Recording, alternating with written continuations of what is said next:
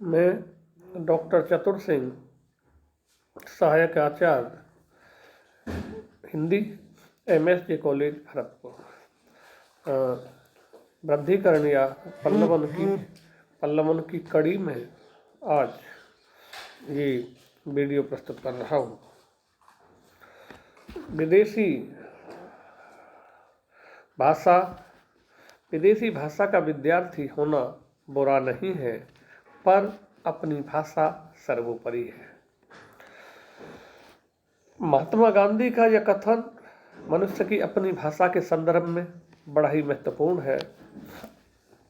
हमारे लिए विचारणीय यह है कि हम अपने व्यक्तित्व के विकास में विदेशी भाषा को कितना महत्व दें और मातृभाषा को कितना महत्व दें। मनुष्य के मानसिक विकास का और भाषा का अटूट रिश्ता है।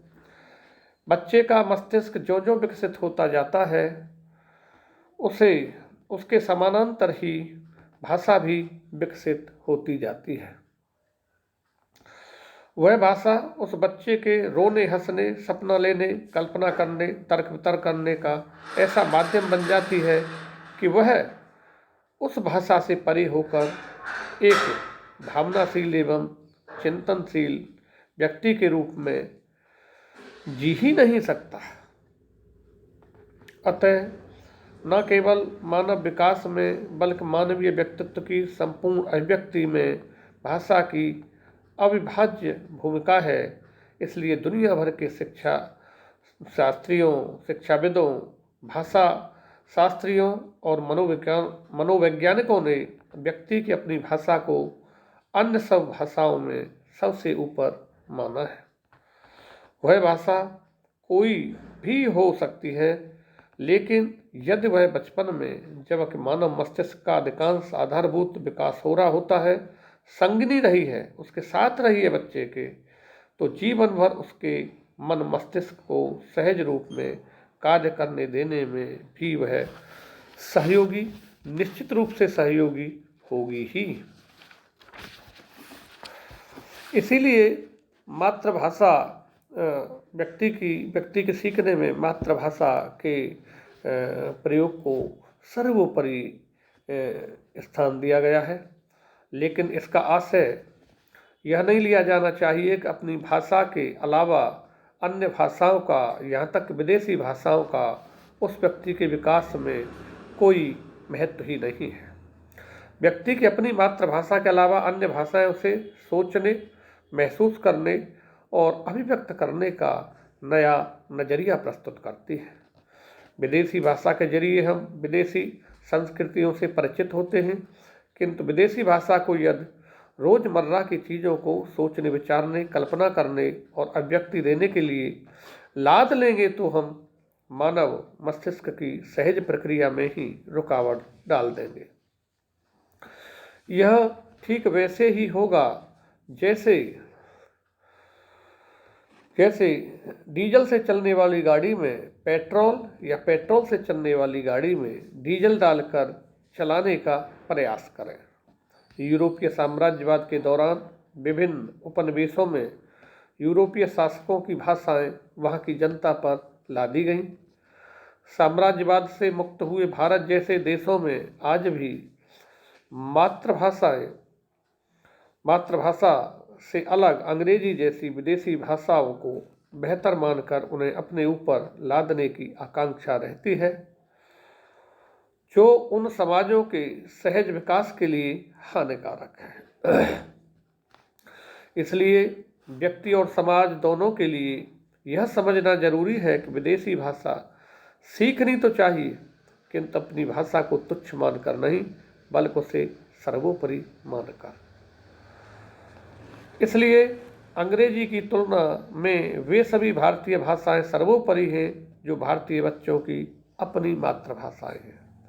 तो यहाँ केवल एक बात ध्यान देने की है कि लर्निंग या सीखने की सबसे जो अच्छा तरीका है, सबसे अच्छी प्रोसेस है, वो अपनी मातृभाषा है। हाँ, विदेशी भाषा को सीखकर हमें कुछ नई चीज़ें प्राप्त हो सकती हैं, उनको लेना चाहिए, और इवन मैं तो कहूँगा अपनी मातृभाषा के साथ अगर कोई एक विदेशी भाषा सीख ले तो अच्छा, 2 सीख ले तो और भी ज़्यादा अच्छा, 3 सीख ले और भी ज़्यादा अच्छा। हिंदी के साथ साथ अंग्रेजी सीख, अंग्रेजी से फ्रेंच सीख ले, रशियन सीख ले, तो जितनी भाषा, लेकिन मूल जो विकास है, विकास की जो धुरी है, जो मनुष्य के विकास में सर्वोपरि है, बालक के विकास में सर्वोपरि है, वह निश्चित रूप से उसकी मातृभाषा ही हो। अब मैं अगला जो वो प्रस्तुत कर रहा हूँ वीडियो इसी वृद्धिकरण के संदर्भ में। दुख की छाया एक तरह की तपस्या ही है, उससे आत्मा शुद्ध होती है। दुख की छाया एक तरह की तपस्या ही है, उससे आत्मा शुद्ध होती है। आत्मा को शुद्धिकरण के लिए तप का मार्ग बताया गया है। वस्तुतः मनुष्य संसार के प्रति राग, द्वेष, मोह, विमोह के प्रति समरूपता की दृष्टि अपनाकर ही आत्मा को शुद्ध कर सकता है, और यह सब तपस्या से ही संभव होना माना गया है।